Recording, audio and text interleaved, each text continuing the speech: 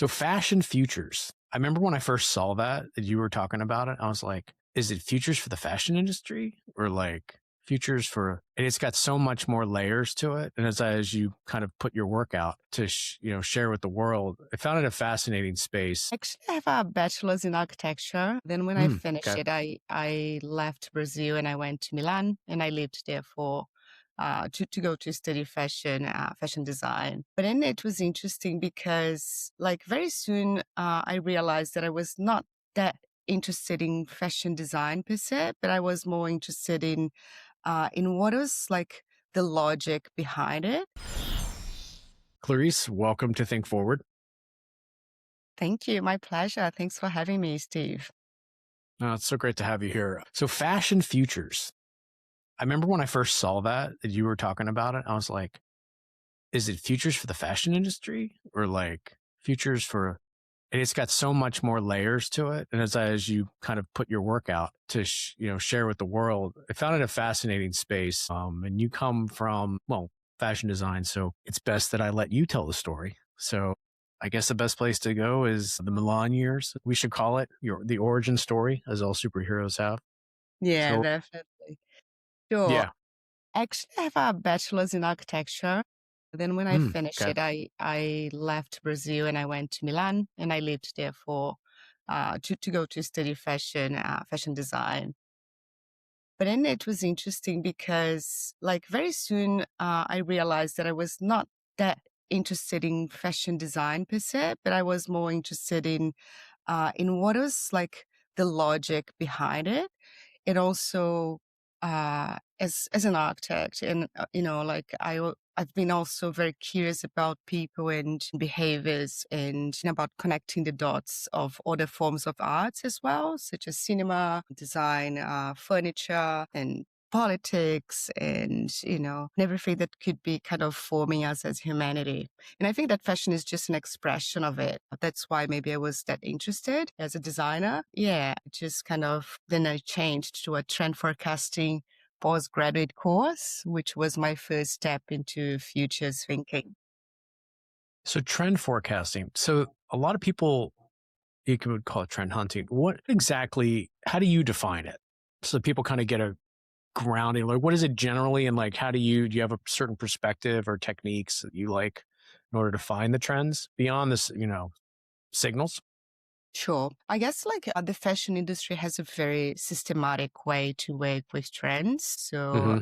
for the audience that is like probably formed also by other foresight practitioners, we have the trend forecasting as a practice in economics, for example, which is pretty much informed by data. But in fashion, trend forecasting is a tool that Mm-hmm. orchestrate all the production of goods that the fashion industry has and made available for the public for consumption in a manner that it avoids economic loss, financial loss. So it basically starts with color forecasting and then it informs the textile industry that produces the textiles, the materials, and then like from the designers choose the materials and they start looking at the shapes and etc. But what trend forecasting basically does is kind of to orchestrate everything and prevent the industry to have financial loss. You called it prep call. You called it the worst case scenario for Yeah. sustainability.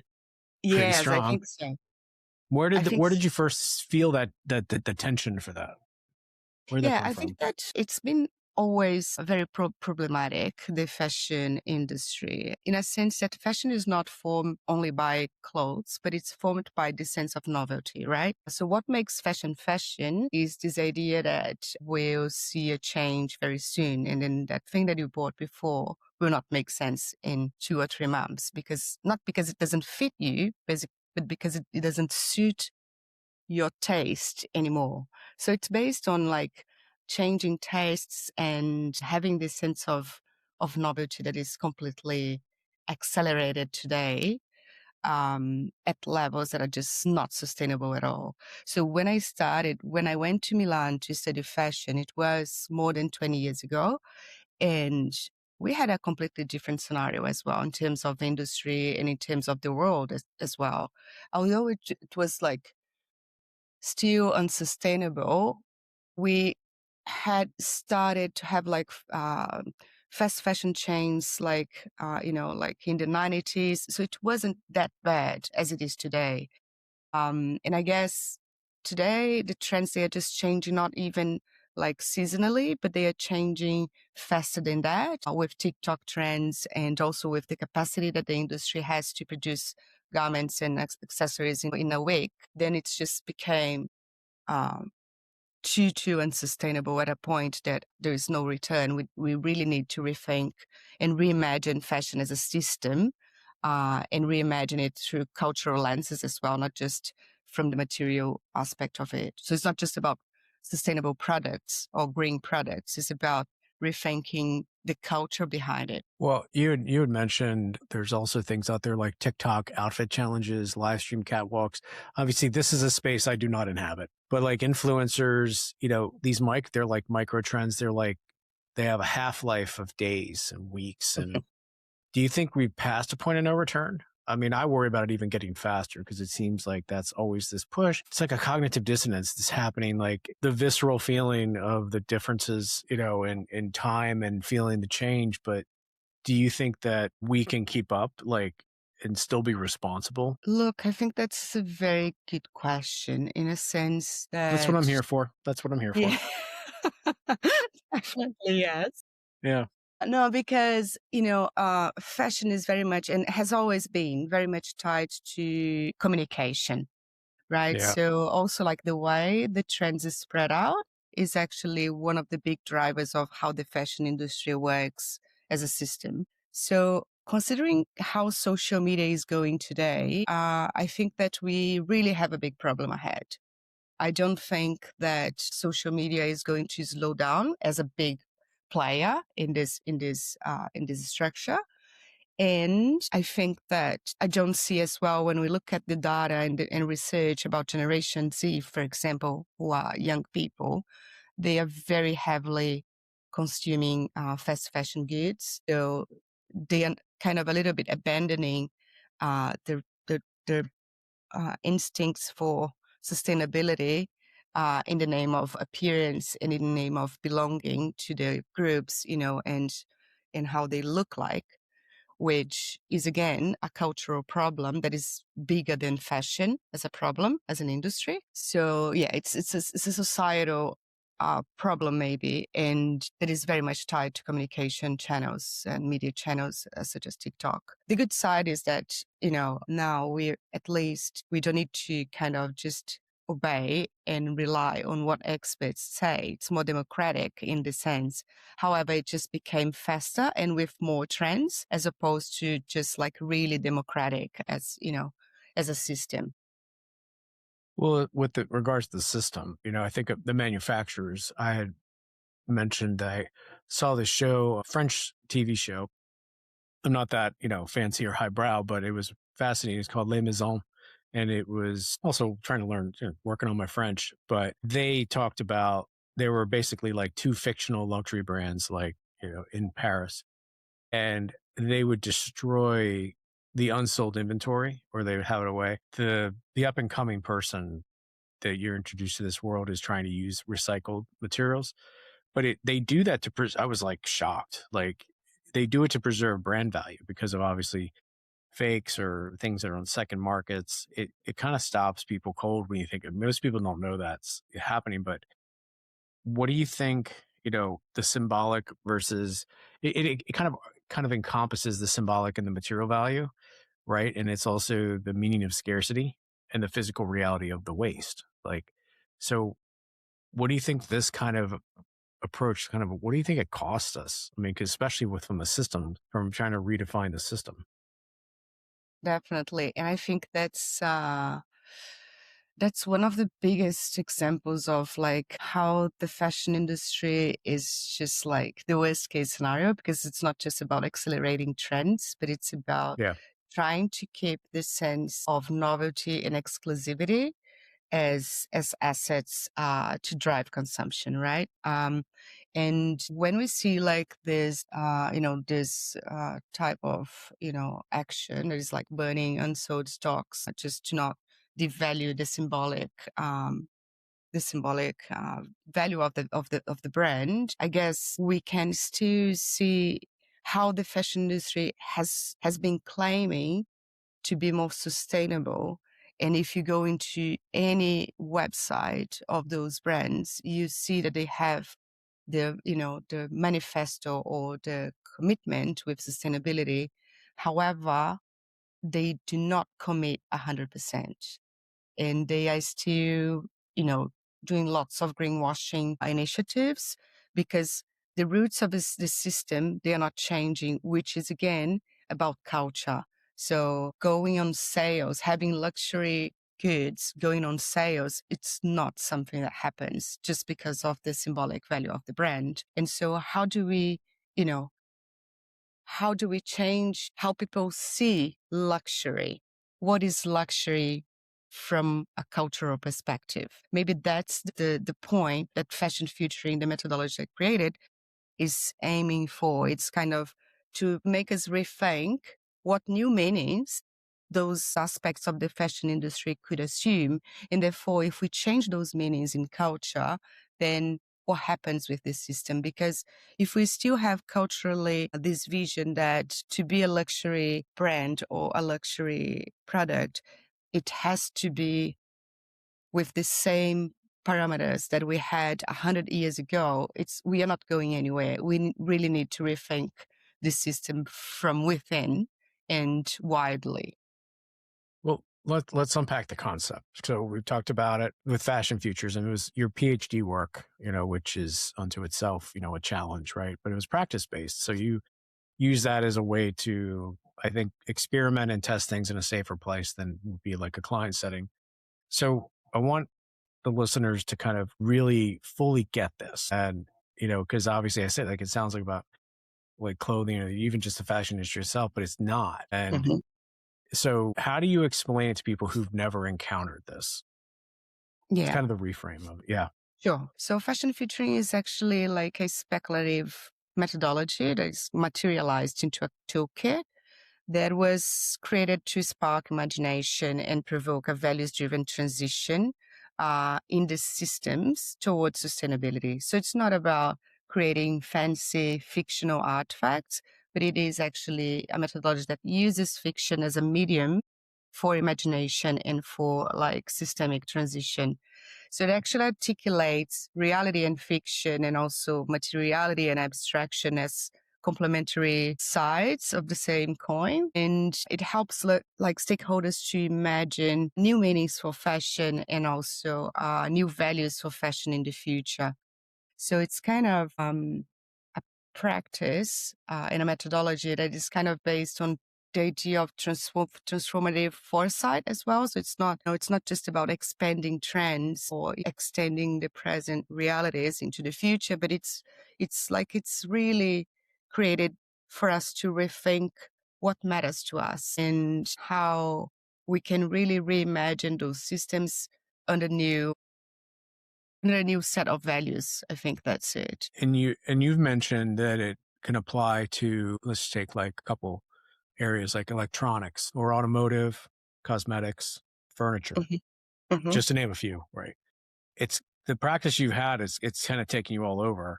So let's take one of those and like walk me through what it looks like for that industry. Like, let's look at something like, yeah, Sure. your choice. Yeah.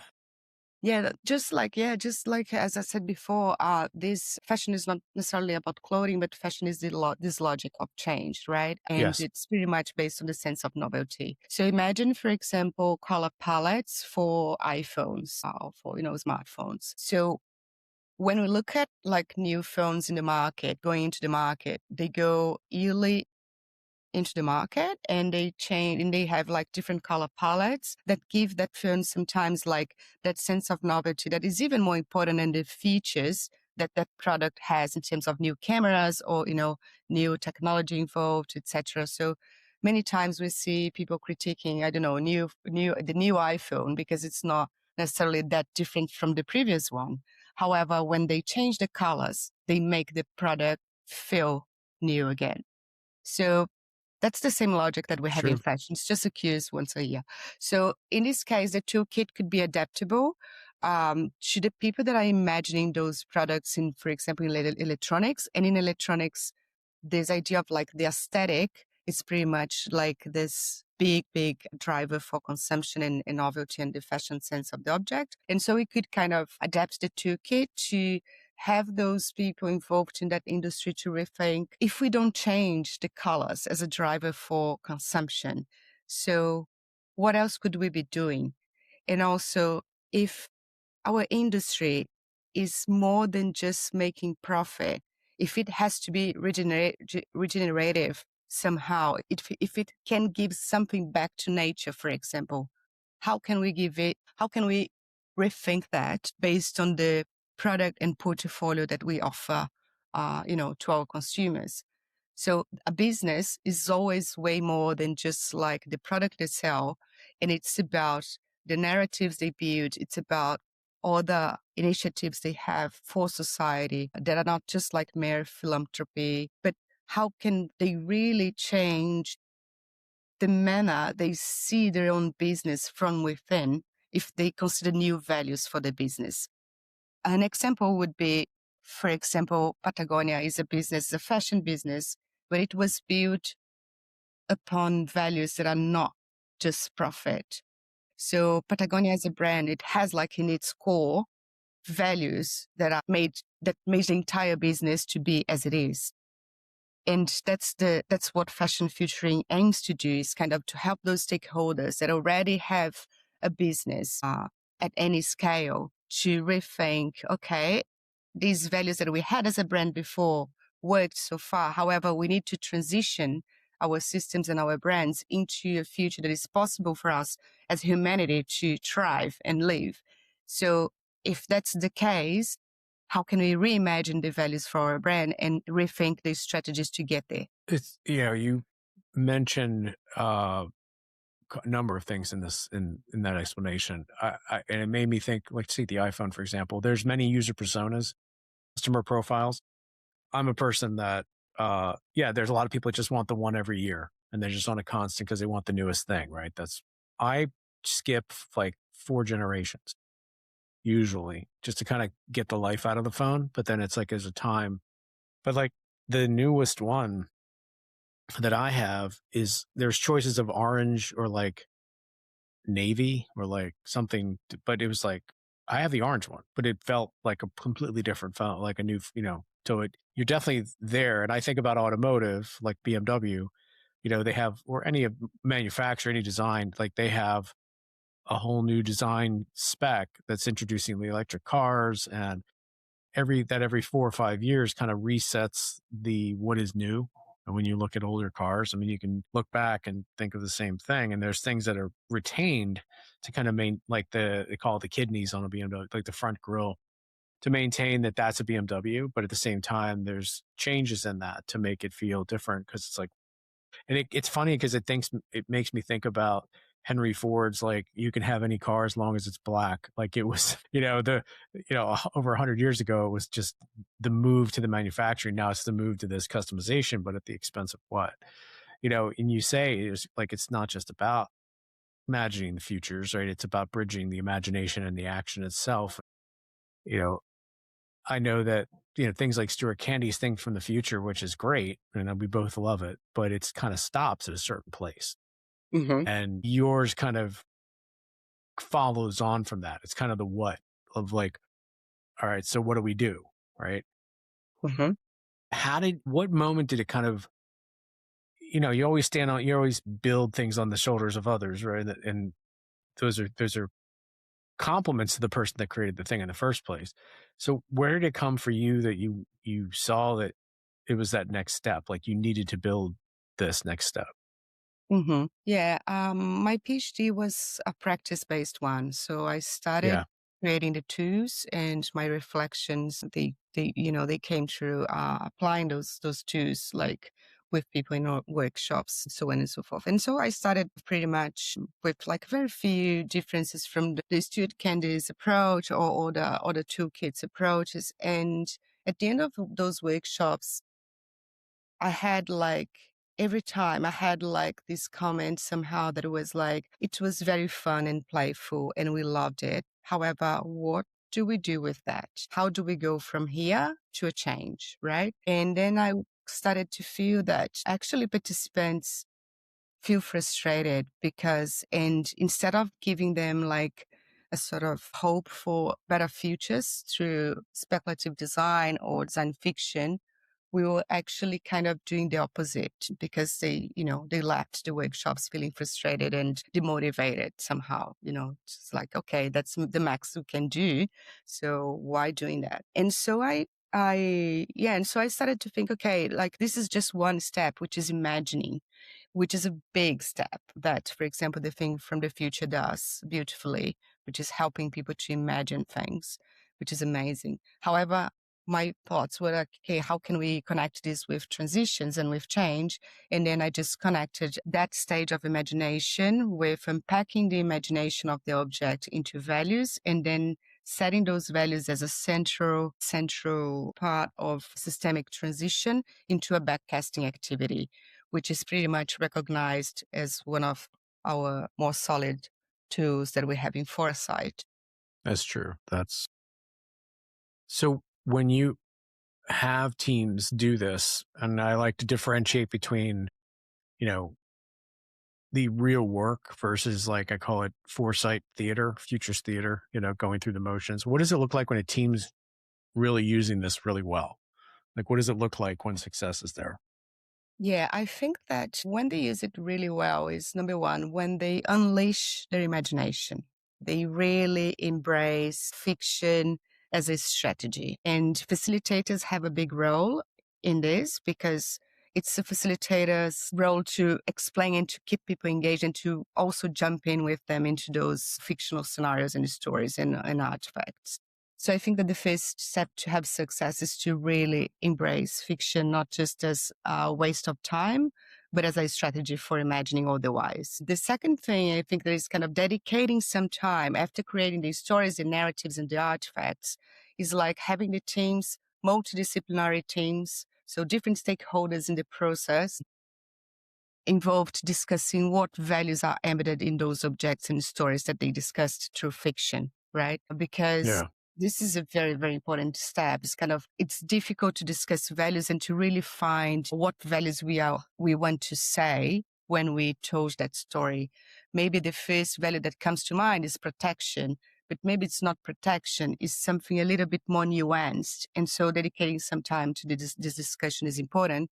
And finally, I guess, is kind of having people from different points of the system working together in the first bit of the workshop, which is like the fictional stage and the values discovery, to then separate them into teams that are more focused on just one aspect of the system, to have them imagining the transitions because they are the experts. So they'll have the expertise to imagine transitions based on the values discussed with everyone. Have like one stage where all the stakeholders, they are mixed together to find the fictional stories and the values. And then in a second stage where we go into the backcasting activity, then we reorganize the teams in a manner that you have teams with expertise in one part of the sector to reimagine it. So for example, we have like the people in the textiles industry. Instead of being mixed with people from manufacturing and marketing and design, they will be again together as textiles experts to reimagine and redefine that part of the sector based on the values that everyone unpacked together. As a design futurist myself, I've always believed that the future has to be tangible. You have to be able to touch it, taste it, feel it, see it. It's a way just beyond the scenario, right? It's like that action, the understanding of how to actually take action on it. Is that your experience as well with us? Yeah, 100%. And I think that, if we cannot feel that somehow, if we cannot feel the future going into a better direction, how can we have the grit and the hope to change it? And I think that design has this beautiful aspect of allowing people to to see this future somehow, to imagine it and to materialize it somehow. So yeah, I totally agree with you. I think that we need some sort of sensing the future that design can help us to. What do you think breaks down when we? I have my obviously my own opinions. What do you think breaks down when you try and do it? Like how to and what you're doing right now, like kind of holding things together as people go through it is a better using my chemistry better binding agent. But what breaks down when you try and do it? I think that the values are at the center of everything, right? Hmm.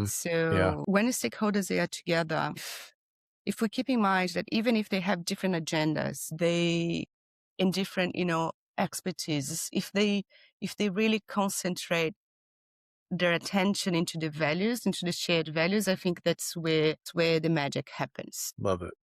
And you use this phrase, if I pronounce it right, paradigmatic transformation. It's like what I love about you say it like this, because everyone's always about the 10-year horizon or the forecast. Like, what do we do in the next 10 years? It's like, what are the values we build in the future's work? Like, given that the planet's kind of at crisis in so many different ways these days, like you said, when you do you find them responsive when they put the values at the center instead of the strategy? Do you find them responsive in that? Like, how do you find them? Does it test them that it's not just words on the website? Yeah, I think that's a big, big, big challenge that we Yeah. have, which Yeah, is I like, agree. how do people commit with what they really believe and trust and want versus the big machine that is kind of trapping us somehow, right? So Yeah. what I can see, like over the years, like during my practice, is that it's not that people in those companies and organizations, they don't want to change. Otherwise, I think that all people recognize that we have a big problem that then we need to change. The problem goes with like, how do we sustain our change if the leadership is not willing to, you know, see things differently and is just committed with profit? And I think that's where we really kind of stop about like, really doing those transitions, which is like there is a personal value, there is a shared value when we are imagining desirable futures.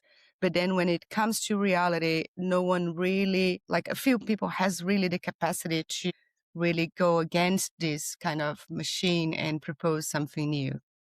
And I think that probably one of the reasons for that, and I think that this is probably one of the benefits of fashion featuring, is that in many activities that, particularly those that involve imagination, people tend to imagine things that just disappear. For example, no. So let's imagine a world where fashion doesn't exist. No, no, it does, and it will be existing for the next 100 years at least. I can assure you. So imagining those futures, erasing things that cannot be erased right now is useless from my perspective. I think that what we need to invite people doing is the opposite, is kind of, this is not just an exercise of imagination. This system is going to exist for the next 100 years. However, if we go in this path and in this way, we will be, your next generations, our next generations will be living in a very worse planet. Therefore, is that what we want? So how can we commit with this change that is not just about us, but that maybe the effects could be seen just by your kids in the future? And then I guess having like also something to help people to think that it's not going to disappear. The problem is not going to disappear.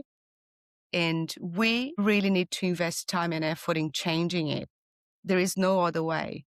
There's no other route. That's the only route. The problem is, how fast are you doing that, now or later?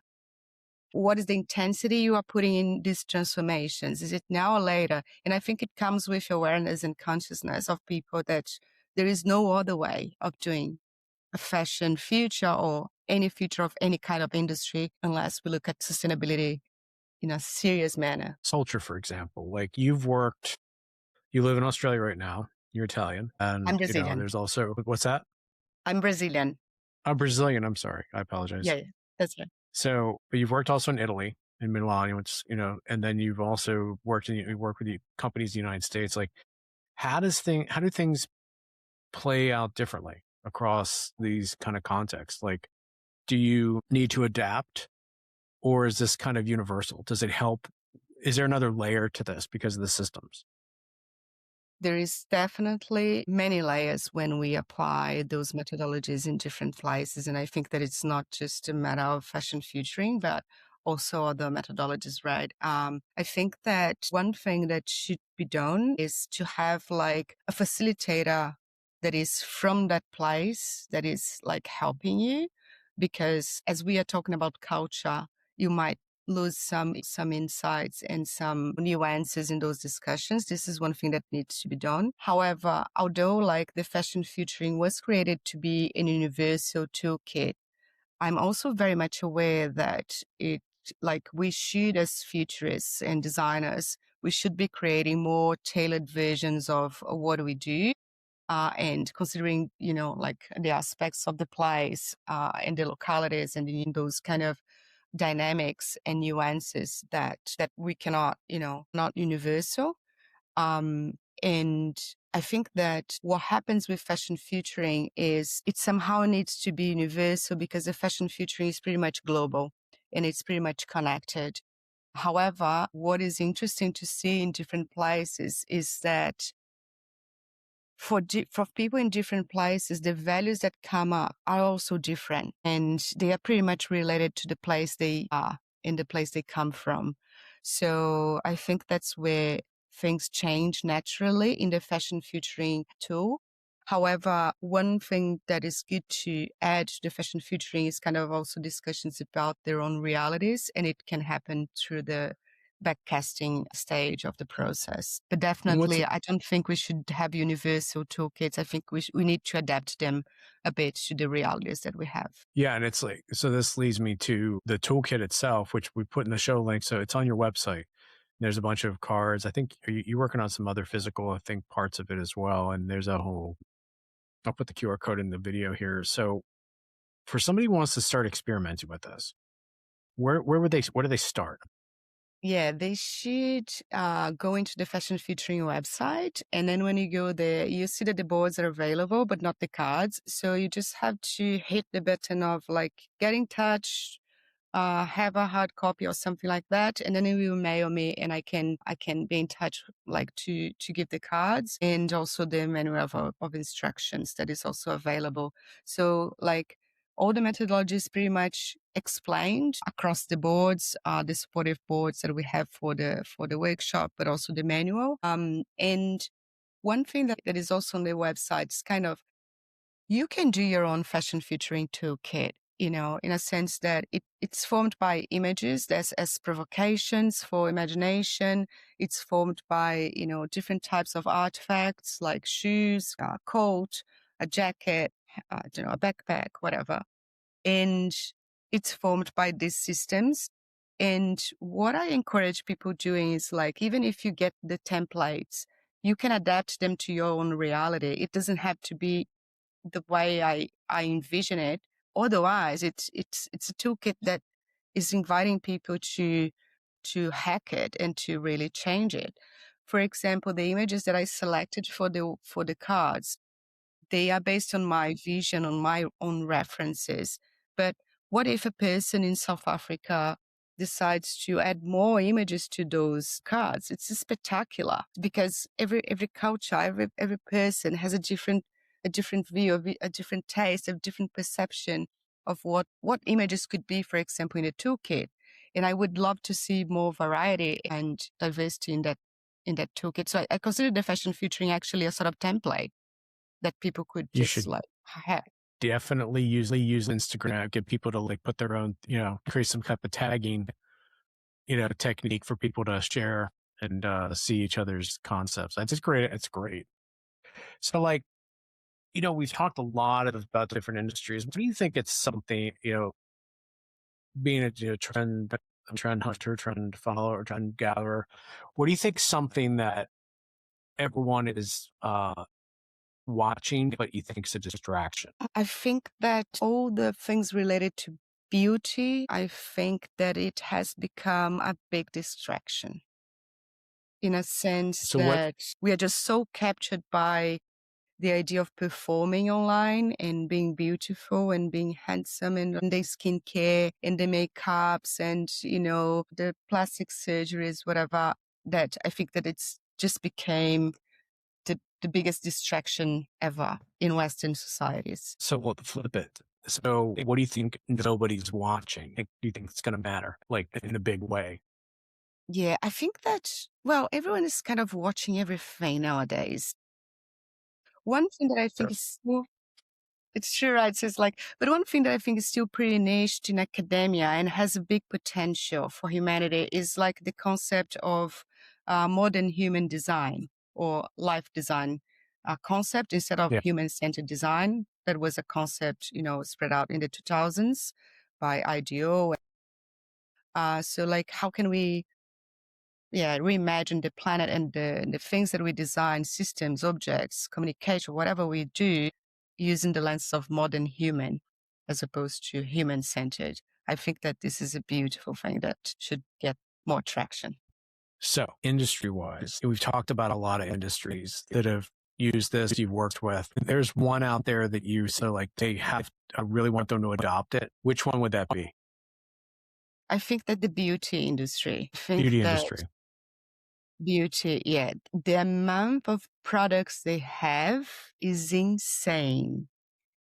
It's just, and it's like a forever thing. And the number of different, it's like for eyelashes, like lipsticks and different colors and different textures and different, it's just insane. And I think that's one of the most problematic industries. Maybe they don't have like all the impact in terms of disposability that clothing has, but it has like huge impact in mental health as well of people. So yeah. So uh, on a fun note, like I always think about the things that influence us. I think about books like, that I've read. In your journey being a futurist and coming to this work, what changed how you see the future? Is there a book out there that you read that helped like kind of make you step back or kind of flip your worldview? Yeah, I think that actually my PhD changed the way I see the future. But it's How just a long so? journey for everyone, right? So it's Yeah. not the best one. But I think that I read a book once that is called this Design Futuring uh, from Tony Fry, Yeah. I know it. who I is know the it. author. And I think that it changed everything for me in terms of the concept of design, the concept of what we do as humans in the objects and things that we build and that we put in the world. And it changed a lot about how I see the future and how I see particularly how I see our action in the present towards the future. Because he That's a brings good that concept of the futuring, right? Which is like, hmm. if we it's like the commitment that design today as a big kind of system has with like the futuring, which is like deteriorating the capacity of us to have flourishing futures, because like all the products and things, they are designed to kind of just for consumption, and they are not designed for sustainability, for example. Great. Now, okay, as we kind of wrap things, I always like to ask the legacy question. So you have a long career ahead of you, but you have a lot of things you've already accomplished too. Like if you're kind of, sitting in a cafe in Milan, and you're thinking about a great career behind you, like what would you want the world to see as your contribution, your legacy, like the things you want to bring to to your work, to the field? I think that is kind of this idea that for us to kind of, even in times of AI, it's like this idea of how can we really get back to us as human beings and reassess what values for us as humanity, as a collective, instead of just as individuals, and how these values, they may affect not just us as a generation, but the next generations as well. So I guess like what I'd love to, you know, to give back to the world is this idea of how can we also question more the status quo instead of just continue in the same road? How can we deviate? How can we stop and rethink and refresh and repurpose, not just products, but ideas? So I think that's what I'd love people to have from me and from my work. That's a great sentiment. So people want to find you. Obviously, we'll put links in there, but people want to see more about your work and obviously Fashion Futures. Where would they go? So they can go into the Fashion Futuring website, which is www.fashionfuturing, ing at the end, .com, or they can find me on LinkedIn. My LinkedIn is Clarice Garcia. And they can email me if they want to directly. So my email is garciaclarice@gmail.com. Great. Well, it's been a pleasure having you on. We'll have to have you back. I'm curious to dive into more of it myself, and I love the work. And thank you for taking the time to share it with me and the rest of the listeners here on the show. My pleasure, Stephen. It was a great conversation. Thanks for having me. Great. Thanks. Thanks. Thanks for listening to the Think Forward podcast. You can find us on all the major podcast platforms and at www.thinkforwardshow.com, as well as on YouTube under Think Forward Show. See you next time.